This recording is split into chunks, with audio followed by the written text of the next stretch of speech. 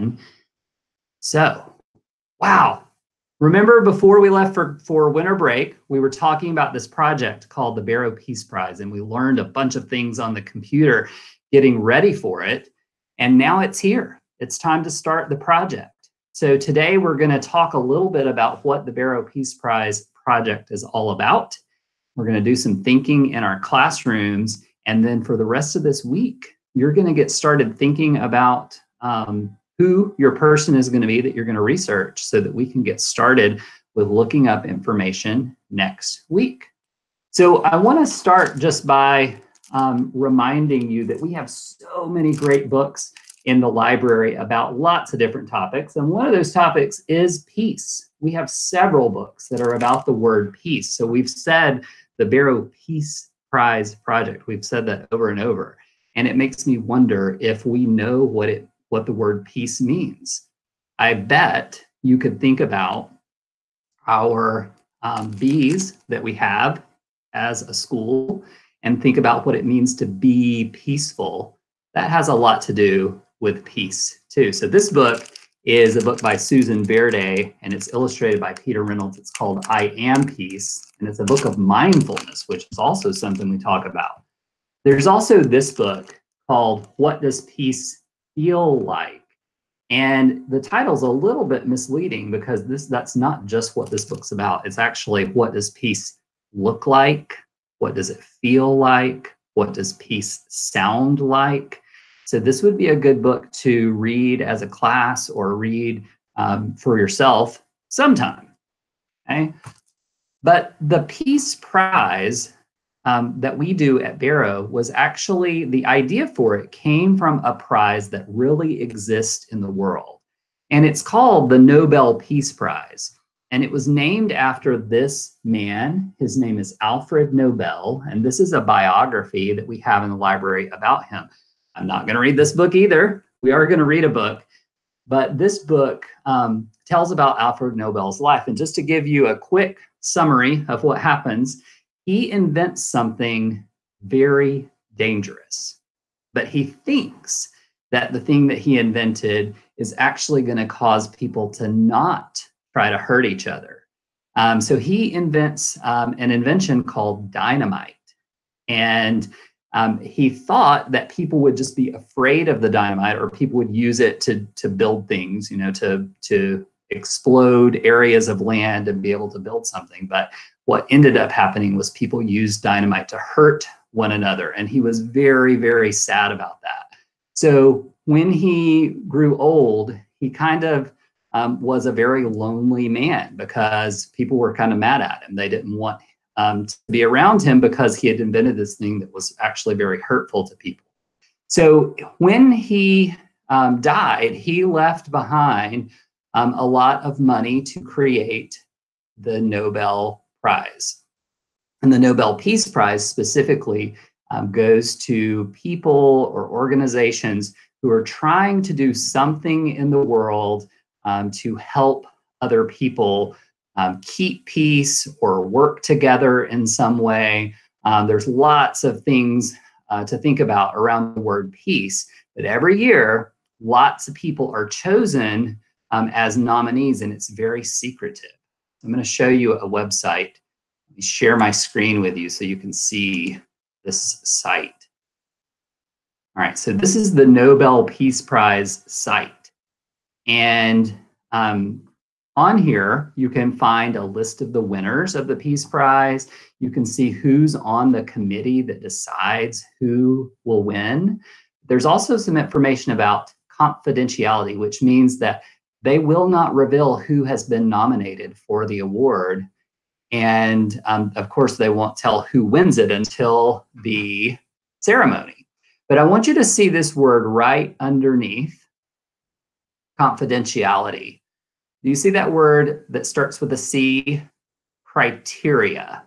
Criteria. So the word criteria really means what are the things that it's going to take for someone to, one, be on the committee to make the decision, but also to actually win the award. So they don't just give it to whoever. They have to give it to someone who they think really represents what the award is about.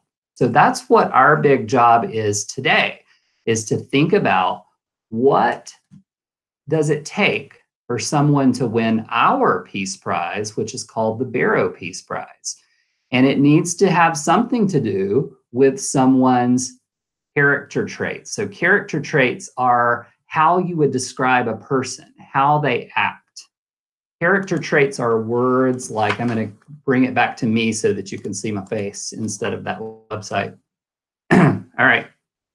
Character traits are words like generosity and loyalty and kindness and patience, determination, persistence, perseverance, adventurous. So words that describe how a person acts. So we need to think together today about what someone should represent, what someone should show in order to win our Peace Prize.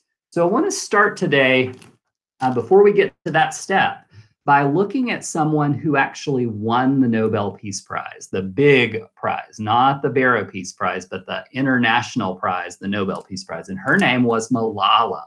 Some of you may have heard of her before. This book is a book in our library, and it's actually written by Malala, and it's called Malala's Magic Pencil. So I'm going to read this to you, and what I want you to think about as I'm reading it is, how does Malala act? What are some words that we might use to describe Malala? So the first page says, do you believe in magic? When I was younger, I used to watch a TV show about a boy who had a magic pencil. If he was hungry, he drew a bowl of curry and it appeared. If he and his friends were in danger, he drew a police officer. The boy was a little hero, always protecting people who needed help. How I wanted a magic pencil too. If I had a magic pencil, I would use it to put a lock on my door so my brothers couldn't bother me, stop time so I could sleep an extra hour every morning, erase the smell of the trash dump near our house. And I would use it to make other people happy. I would draw the most beautiful dresses in the world for my mother, the best buildings in the valley for my father so he could open many schools where children would study for free, a proper ball so my brothers and I no longer had to play with an old sock stuffed with rubbish. Every night before I went to bed, I wished for a magic pencil of my own. And every morning I would wake up and check my cupboard, but the magic pencil was never there.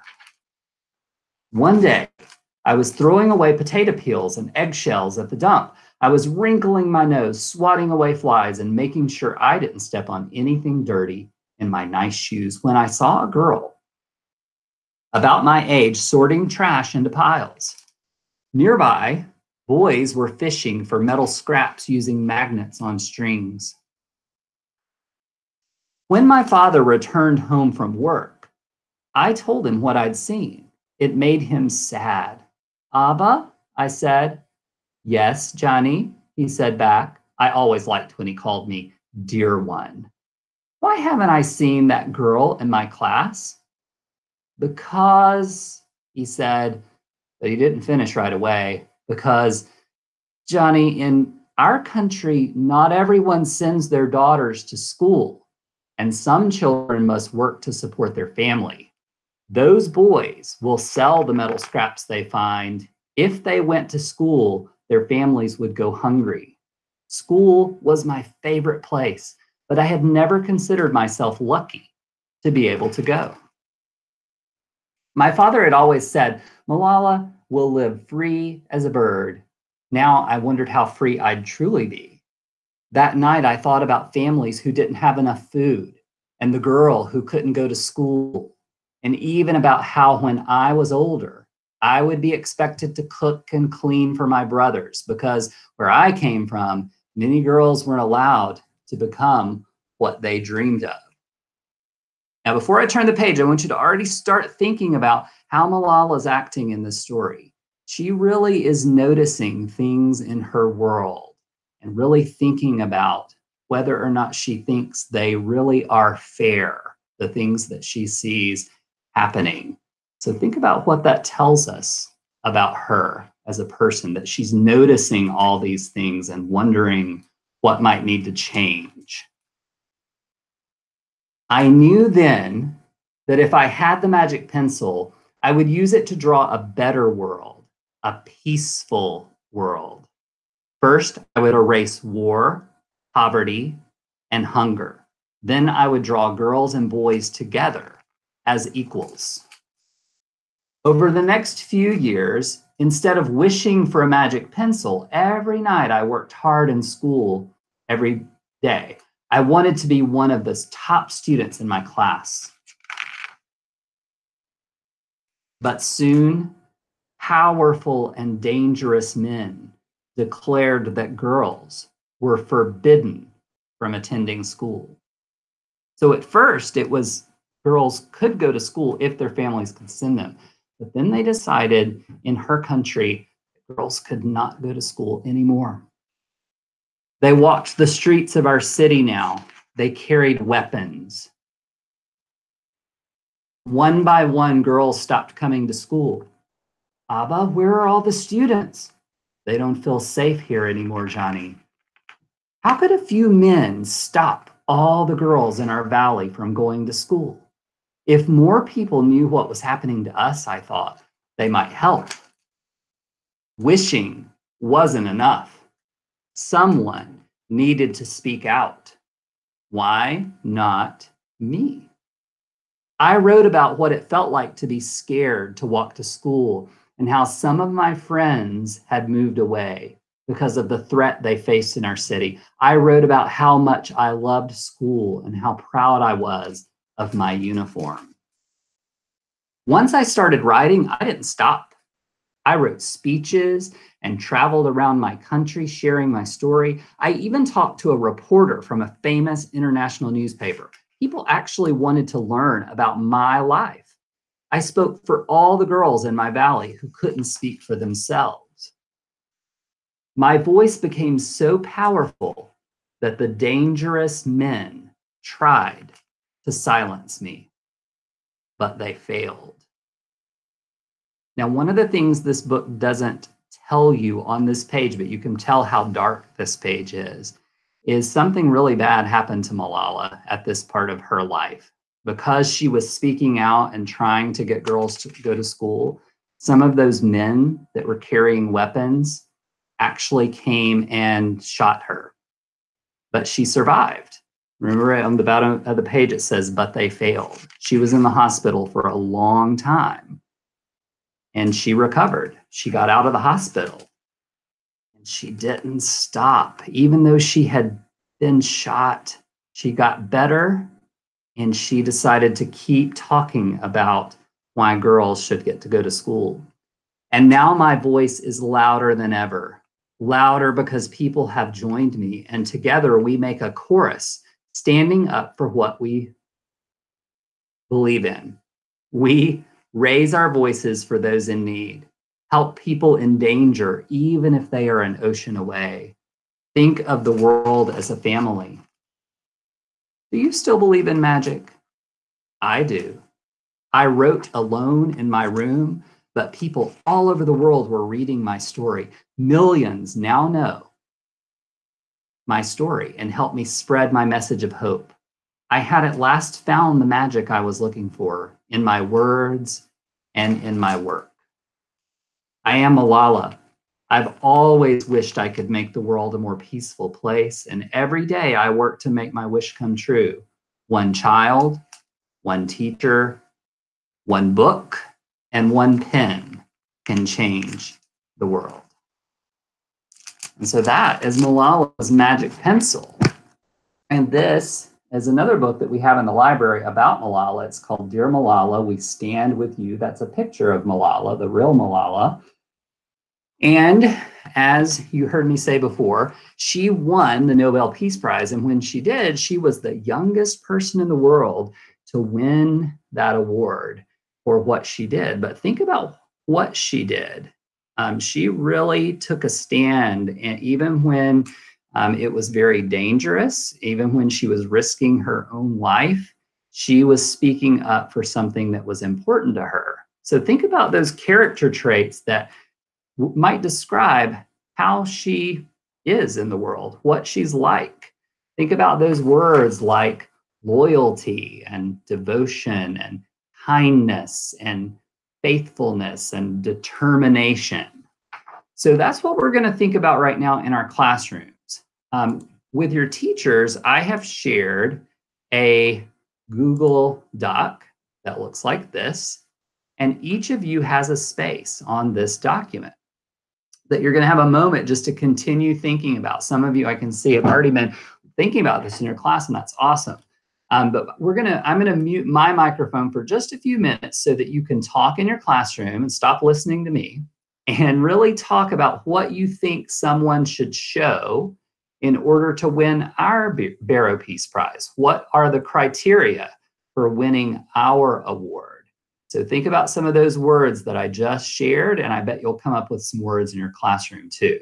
So we'll come back together in just a few minutes, and I would love for each class to choose one or two of the words that you talked about just to share out with the whole group. So we'll take a turn to hear from every classroom in just a few minutes. So go ahead and get started. I'm going to turn off my microphone.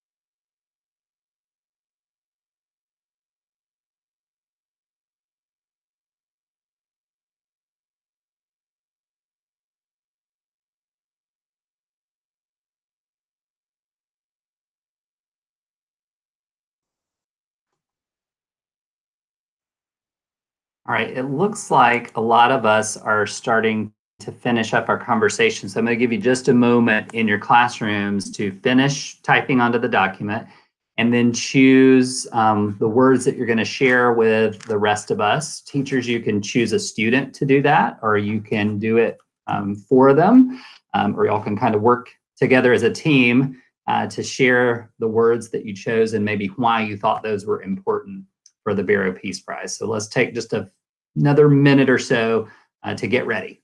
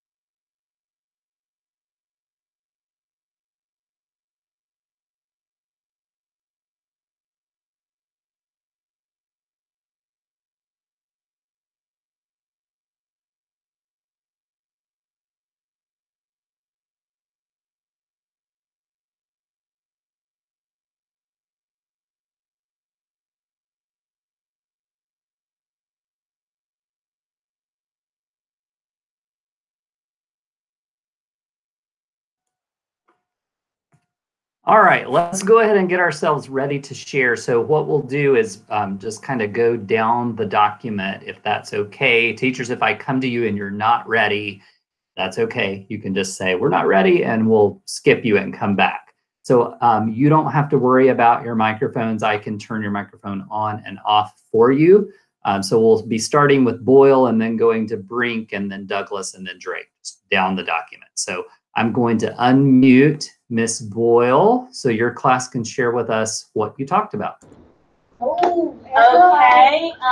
So I'm going to have somebody from our class come up and share some of our ideas. So can we have Rama's going to come up, okay? All right, Rama, what were some of your ideas that you mentioned?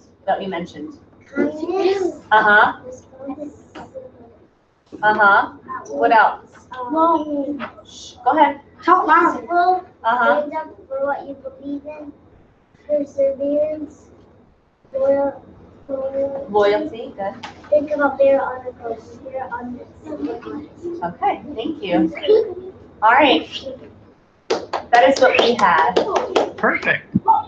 All right, and students, I know Ms. Boyle's class was the very first to go, but one thing that you can do as people are talking is really think about, are those some of the same things that you talked about in your classroom? It's okay if it was, because that shows that we all are agreeing on what someone should show in order to win the Barrow Peace Prize. So we're going to move on now to Ms. Brink's class and hear what they talked about. All right, so we talked about some of the most important things we thought were going to be being kind, standing up for other people and their rights, being respectful, and persevering even if things don't work out the first time. I love it. Thank you so much, Ms. Brink's class, for sharing. Let's move on to Ms. Douglas's class and see what they talked about. Okay, we talked about, actually we shared a lot of the same things that other classes shared, and there were some excellent ideas all around, but we chose two that we thought were pretty spectacular. We kind of voted for those. And I'm going to ask those two students that actually said those two things to stand and kind of share. Jade, can you stand? You might have to back up just a little bit to be seen. Okay. All right, Jade, go ahead and say the word that we thought was really spectacular that she said. Go ahead and say it loud and clear. Change. Change. Okay, and Hampton, would you like to stand and say the thing that I know that I saw in Ms. Drake's class, they shared that too. What did you say? Gonna back up just a little bit.